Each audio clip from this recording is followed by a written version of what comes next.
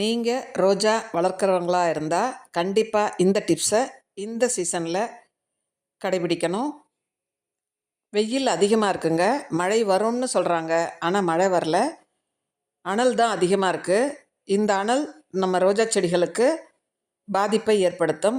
அதனால் நம்ம தினமும் தண்ணீர் ஸ்ப்ரே பண்ணணுங்க.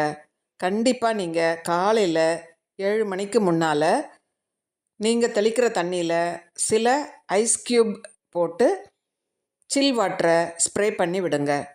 அது அடுத்து வரும் வெயிலின் அனலை தாங்கி வளர்வதற்கு ஈஸியாக இருக்கும்.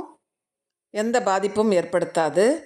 அது மட்டும் இல்லாமல் ஒரு 2 நாள் கழித்து அடுத்து நீங்கள் தெளிக்கும் பொழுது சீவீட் கூட எப்சம் சால்ட்டை கலந்து தெளிக்கலாம்.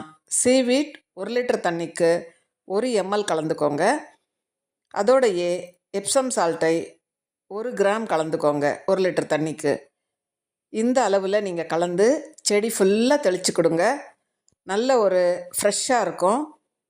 ஒரு சிலருக்கு ஷேட்நெட் இருக்காது, வெயில் நேரடியாக இருக்குது, வெயில் தாங்காது. நம்ம ரோஜா செடிகளுக்கு எப்போவுமே அதிக வெயிலும் அதிக மழையும் நம்ம செடிகளுக்கு ஆகாது. அதனால் நீங்கள் தினமும் தண்ணீர் ஸ்ப்ரே பண்ணி கொடுங்க. குறைவாக அளவில் தான் நீங்கள் ரோஜா செடி வச்சுருக்கீங்கன்னா மக்கில் தண்ணி எடுத்து மேலே நல்லா தெளித்து விட்டுருங்க.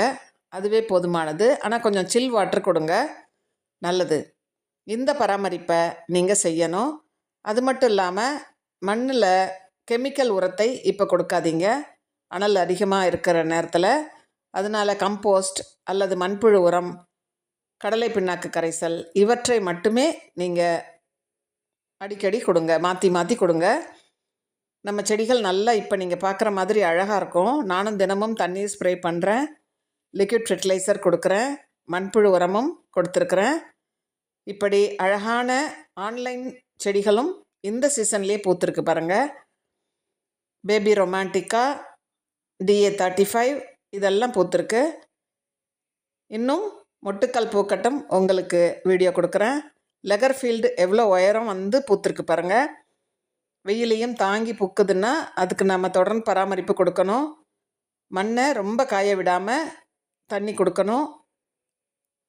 மண்ணுக்கு நீங்கள் கிளறி விட்டுட்டு அதன் பிறகு நீங்கள் உரம் கொடுக்கறதுனா கொடுங்க. இந்த பராமரிப்புகளை இந்த சீசனில் நீங்கள் பண்ணிடுங்க. அப்போ நமக்கு செடிகள் பாதுகாப்பாக வந்துடும். இனி மழை பெய்யும் பொழுது நம்ம தண்ணீர் ஸ்ப்ரே பண்ணணும்னு அவசியம் இல்லை, நல்லா ஹெல்த்தியாகவே வந்துடும். நீங்களும் ட்ரை பண்ணுங்கள். தேங்க்யூ.